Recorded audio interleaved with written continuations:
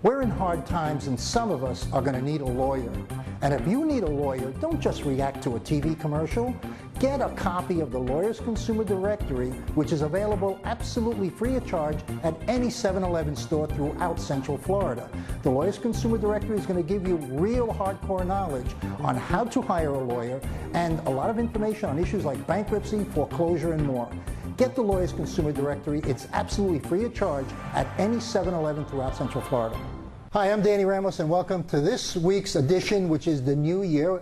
Everybody, welcome to 2014. This is Hispanic Speak Out, brought to you on Bright House Cable. Now for 14 years. This is our 14th year that we have been broadcasting on Bright House Cable in Central Florida, discussing issues that are pertinent to the Hispanic community.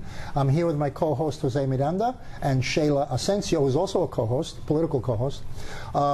Before we launch, if you need a lawyer, pick up this magazine, which is free of charge in any 7-Eleven store. This magazine introduces you to lawyers, and it tells you all about the lawyer and their experience before you make the phone call. Don't get caught into the trap. Pick up one of these. They're absolutely free, and it will really help you out on making a decision of what lawyer to pick. Jose, new year. How are we? We're going to get immigration passed this year. Hopefully. Hopefully that might be something that the Republican Party might let go and vote on. We've had all the... well, Obama has to stop deporting all these people, you know, and, no, actually he's gotten better. And being the Gestapo. Calm down, because he's gotten because better. This is the worst president when it's become to... And George Bush, he's deported twice the number of people that George Bush deported. There's a reason why this president had to take the stand he has. Please explain to Go ahead, explain it to me. I want to hear this because I'm ready for the chop. Our president has gotten it bad from both sides. From the Republican Party saying that they want to see more enforcement before they pass any bill at all. Mm-hmm. And then from Latinos and even the Democratic Party themselves, who are putting pressure on him to tell him, you know, yes, in your administration that you had a high percentage of deportations. But recently, after the heat and after the fact that we concluded the 2013 year with no reform passing, actually his deportation numbers have gone down. So well, you know, the Obamacare situation has gotten in the way of that. Exactly. And that's the thing that people, but I don't think Latinos actually forget, even though Obamacare would affect Hispanics, I don't think they've forgotten about reform, and they were very resentful towards that towards the end of the year because it never passed. And again, the Republicans got in their own way of any progress. Jose? The Affordable Care Act, otherwise known as the Affordable Care Act, it's not Obamacare. Did it collapse already? No, it's not. It's growing. We've had some issues that we had ended the year with, but they have brought in the right people. It is going to continue to have little ups and downs, much like the bill for drugs that the Republican Party introduced a couple of years back, which didn't go as smoothly as they anticipated. So, but we are definitely in the era of Affordable Care Act. More Americans will have insurance, and some will not have it. That's true. And there are success you want to know something? And there are a lot of success stories, which we will point out this year. We're trying to predict something before we can make a comment about it. The Affordable Care Act has to play out. Yes. And everybody is attacking and analyzing. Right. It's there. It's going through its processes. We will not be able to educationally, to intelligently criticize until it's done, until it's actually settled. And then we will know what the real numbers are, because we still don't know what the real numbers are. And the sad thing about it is your party will continue to hammer our president, who was elected by a majority and is trying to help the people, while you want to know something? I agree with you. He has been. Every president tries to help the people. The question is, do you help them successfully? Do you have the right plan? Now, obviously, this Obamacare thing. Well, you know what? I still don't know the name of the company that put this thing together. How did that happen? How did we give a contract of $1 billion to put together a $5 billion website to a company outside the United States? Where was that connection? The website, I don't know. The website is working now. No, it's not. The back end of the website is not working. Aetna, in December, dropped out of as an insurer. Aetna said, we're not going to play this game because we don't know who we're writing checks to just because you tell us to write the checks. There's big problems, but Aetna's had hopefully its it'll be own straightened out problems. quickly. Aetna's had its own problems, okay? Much like the other insurances. They want their money up front. Jose, they you know what it always is? want their money. Jose. And this is about cash and carry. We're in the middle of a flight. Okay. You know what I mean? This is a flight. We're in the middle of the flight. Nobody's right and nobody's wrong. What has to happen is this whole thing has to be played out. We do have. We will know who is right and who is wrong at the end. We do know that it's playing out. The Republicans had to attack the website, but they can't attack the bill. It's going to pass, and we're going to see more success stories. If the website didn't work, we're going to see. They had trouble with the website, which is still being fixed right now. You know, it's kind of like it's kind of like a topic that we're talking about, and in 5 minutes it's going to change, and we're still going to talk about it differently. So you can't really talk about it. You got to let it ride. The ACA may let it ride, but at the same time, I don't think Hispanic voters are going to forget immigration reform. Immigration reform is the only thing you can really talk about. Even if we derive our attention to something else, immigration reform is going to pass. It has to, because Hispanics are not going to forgive the Republican Party for that. With all of their ifs and buts, they're not going to forgive them. We're also going to speak about sequester cuts and stuff like that too. Has been called nationally the most unproductive Congress in the history of the United States. Absolutely. And Obama has been, President Obama has been cited as having the lowest grade of any president in 60 years in the United States. Now that can change tomorrow. Right. It can change tomorrow. Because and you don't believe that this is a process is. Of propaganda? Good propaganda against this president? Hello? By Jose, your party. Hello? Politics is politics. By your party. What do you mean propaganda? Propaganda is politics? No, I think politics is propaganda. What is this that you're talking about? Are you talking about approval ratings from the public or just a grade? Public approval rating. Public approval rating. Yeah. But that can change. That you want to know something? That changes. That can change in a week. Right. And all of a sudden he's, over 50. We've seen that happen many times. Yeah, but so it's all a play. It's like a football game. You don't know who's going to win until it's over. Unfortunately, in football games, we usually we know the teams, and they're good teams to begin with good hearts. I think this team that we have in Washington right now, quite frankly, in one word, sucks. You're talking about the Congress? Yes, sucks. Well, they've gotten in their own way of everything. Of the two biggest things of 2013, immigration and ACA, the Republicans have done a horrible job. And if you ask a Republican, they'll say the Democrats have done a terrible job. Upon themselves. They swear bad publicity on themselves. This is a constant, he said, she said. That's all I'm saying. I'm not saying Republicans are good, and I'm not saying Democrats are good. I'm saying that this is the worst political atmosphere that we've had for productive, cohesive working together between parties in a very, very long time. You've got nobody talking to each other, and now you're bringing it from. We finished up last year with the same issues and same problems, and we're bringing them to start off this new year. We've got to work together. I don't think that's going to happen. You know why? Because the Obamacare Act has been a battleground. It's been the battleground. I think that's going to start to smoothen out, to define itself.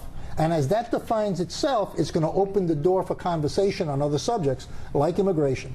Okay? So I think it's just a matter of waiting to February, maybe March, to see where the cards fall on Obamacare. And then everybody's going to start talking logically before the 2014 elections of, hey, you know what? We got to appease Hispanics. We got to do the deal here. Let's get immigration through.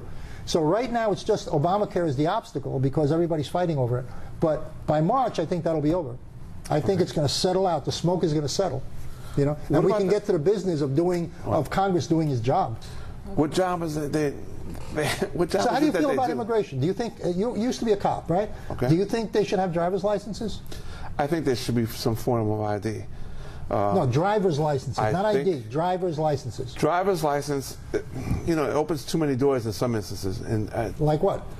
I think if we have somebody with a bad background, or unless you're saying, let's give you a license, but let me check out your background. Well, that has to happen because you're a criminal. That's part of the process. I would assume that has to be part. You're going to go apply for a driver's license. You're here as an undocumented. We're going to check you out to make sure you're not a murderer in the country from where you came. I think it's wonderful accountability for someone who's undocumented to have driver's licenses. Got to be. Yes, you have them in a computer. You know their name. You know how much they weigh. Well, I don't know. Do you? You don't know how much. Let me tell you something, okay? You know all of that. Let me ask you something. Accountable. It's actually a great idea. This is how stupid some politicians are. Okay? Are you saying our politicians are stupid? Only Democrats and Republicans. Only Democrats and Republicans. you as an undocumented can take a bus to California or New Mexico or Washington State and get a driver's license and come back here and drive on that driver's license. And it's a valid driver's license.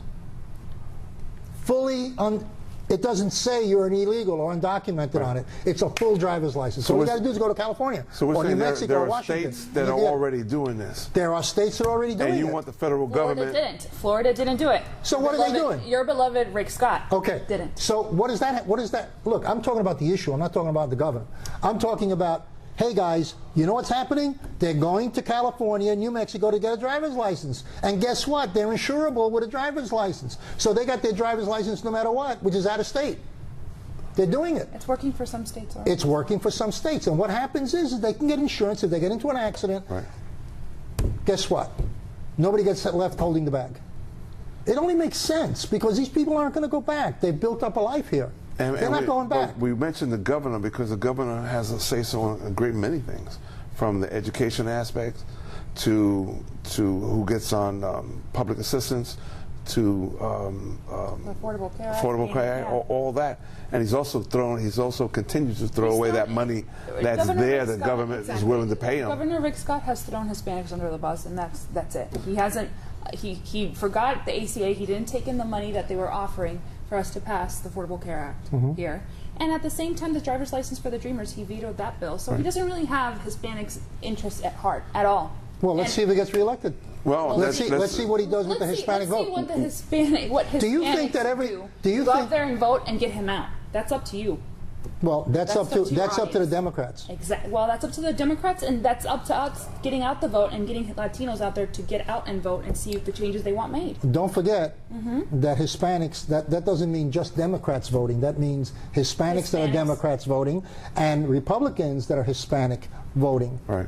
Because God forbid that you're just talking about registering Democrat Hispanics to vote. I don't think we can do that because that would be illegal. Really? Yes. Well, yes, you can't do that because... In other words, you can't do it verbally, you cannot do it overtly, but you can do it.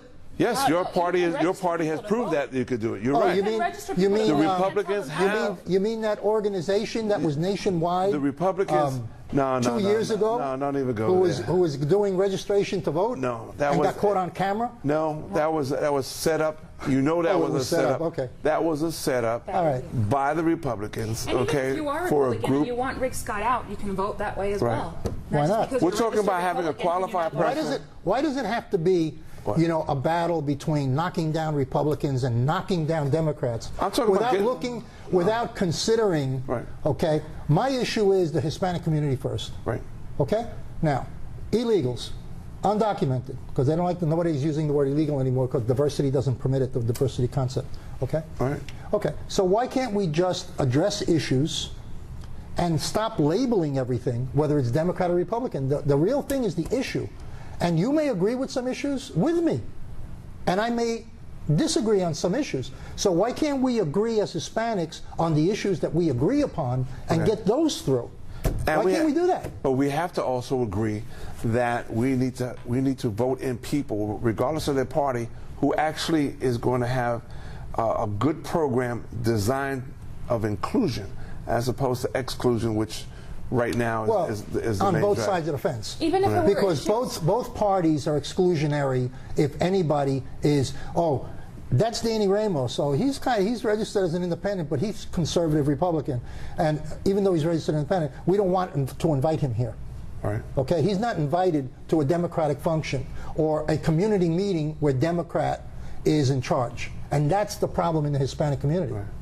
Okay, we got to address the issues that are pertinent to the Hispanic community as Hispanics, and those are economic development, jobs, education, and immigration.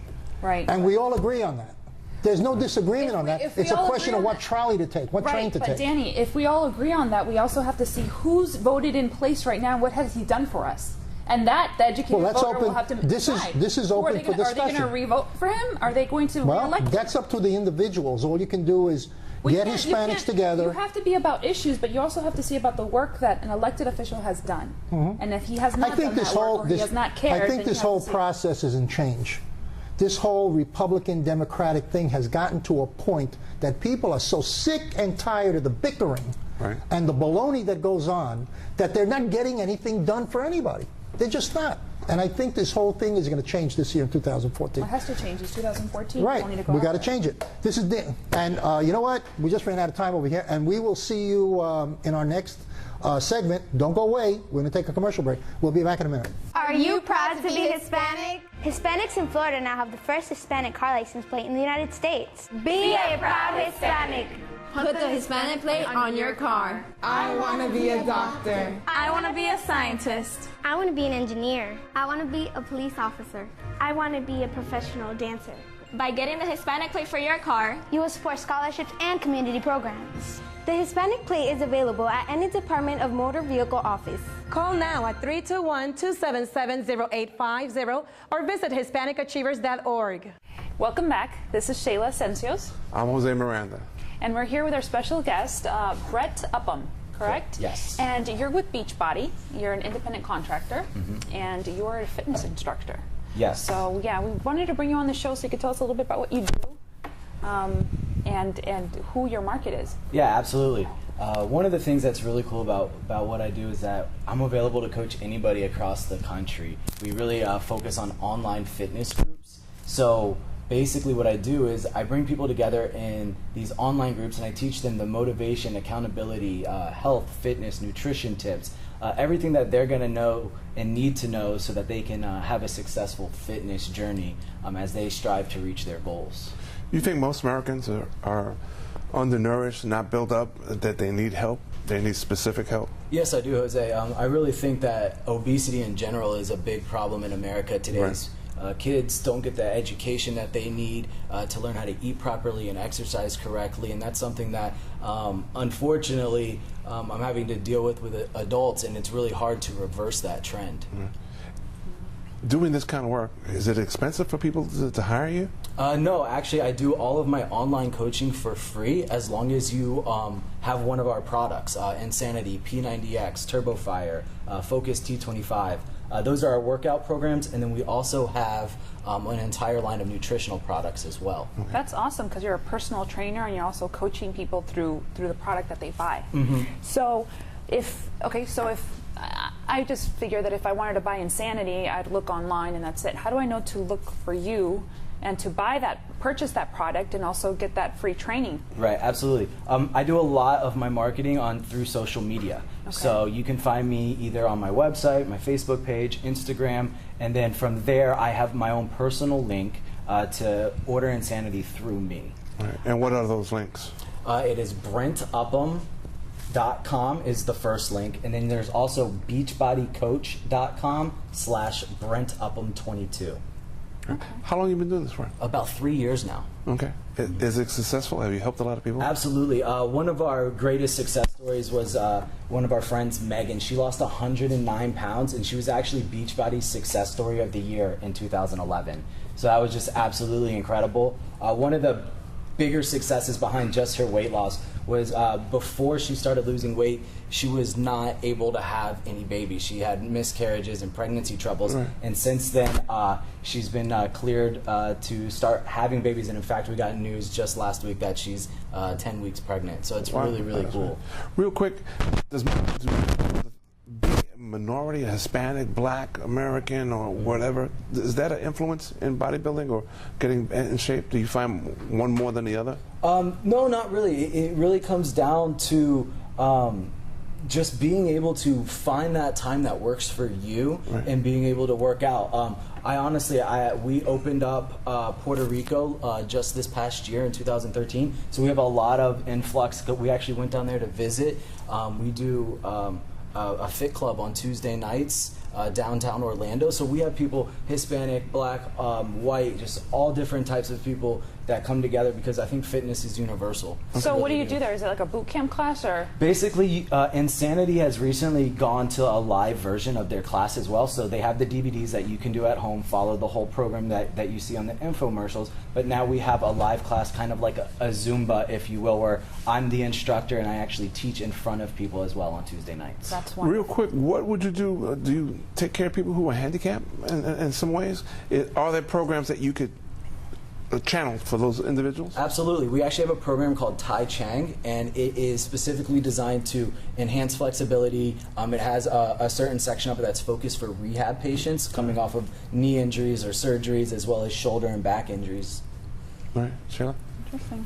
Well, thank you very much for coming. I appreciate you coming here and letting us know what you do. I think that what you do is pretty unique because it isn't about going on a program or getting in shape, but you were actually getting a mentor, which is exactly. you, which is you and your company. So definitely, for anybody who's interested in actually not just starting out Insanity or or PX90, right? And not just that, but actually getting that accountability portion, contact Brent. Thank you guys for having me. I appreciate it. You're welcome. Good,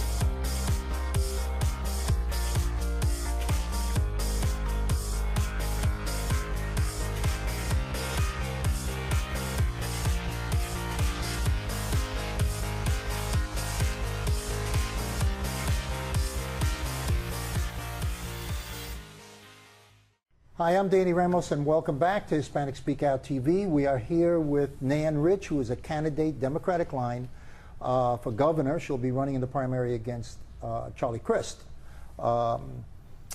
We've had 3 shows with her, and we're going to continue one more after this on issues. You can also see these interviews on YouTube under Hispanic Speak Out TV, Nan Rich, or on our website, www.hispanicspeakout.tv. Nan, last week we touched on gun control. Let's get a little bit deeper into it. You were talking about the gun shows. Right. To me, it's just kind of, it's simple. It's it's fairness.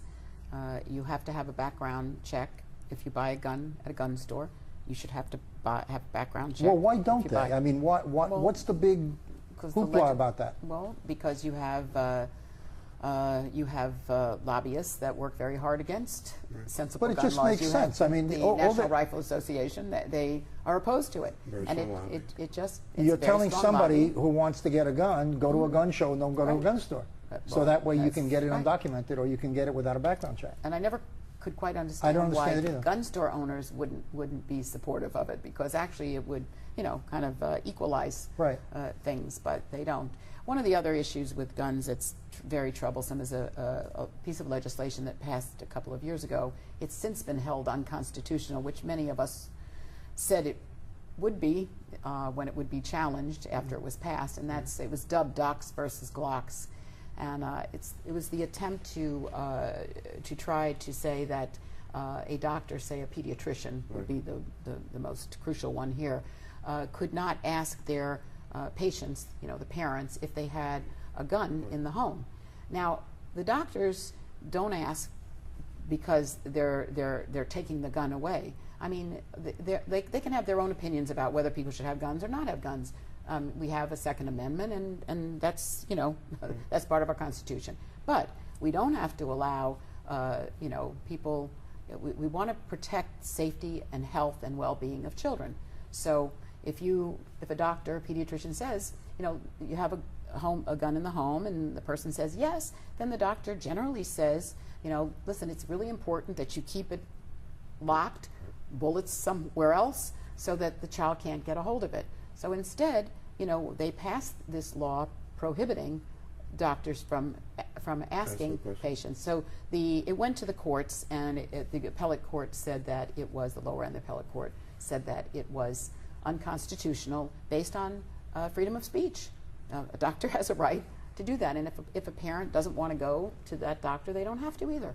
But when I stood up on the floor and we defeated that bill, the bill passed, I had an email from a friend of mine from the University of Miami, who's now head of pediatrics there, Dr. Judy Schachter, and she sent me an email filled with stories of children who had died because they found a gun in the home. They were 3 years old, 4 years old, and they... Well, where does the doctor, where is the connection there? In other words, if the doctor asks the question, yes, we have a gun, he's going to say, well, you know, keep it safely.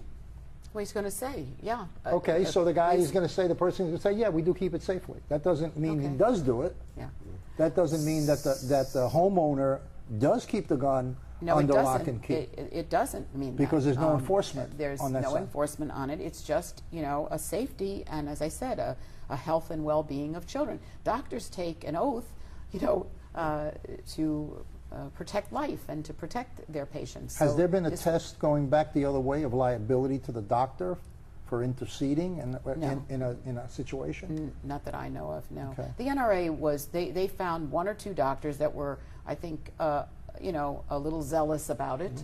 And they use that as, you know, the answer why.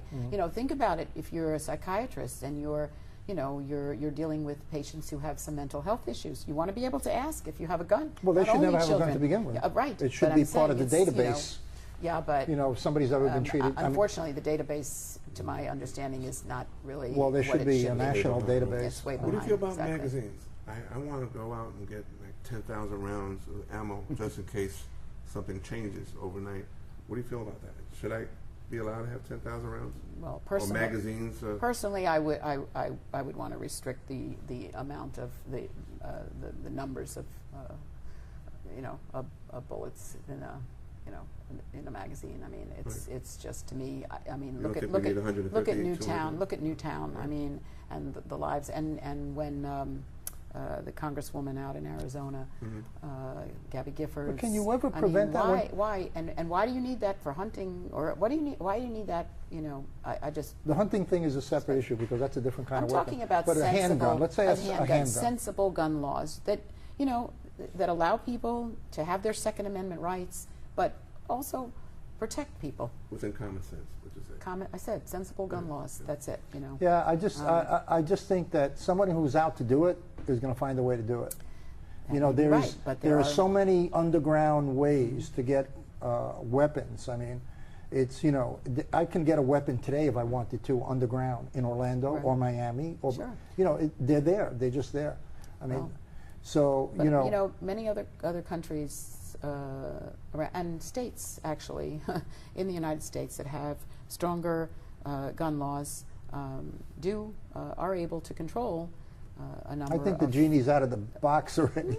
I think again, I think that you can have sensible laws where you can control some of this and some of these horrible horrible accidents and tragedies that take place. I am definitely for a national background check. That I believe in very strongly. Oh, good. A national, you know, because somebody in California, he may have done something in California, and you don't have the information in Florida. It should be a national background check. They do that with child abuse, and they do that with things like that. So why can't they do it with the guns? Right. Anyway, we're out of time right now. This is Danny Ramos on Hispanic Speak Out TV with Jose Miranda, and we've been interviewing Nan Rich, who's running for governor on the Democratic line against Charlie Crist. Come next week, and we'll have another conversation with Nan on another topic. We'll see you next week.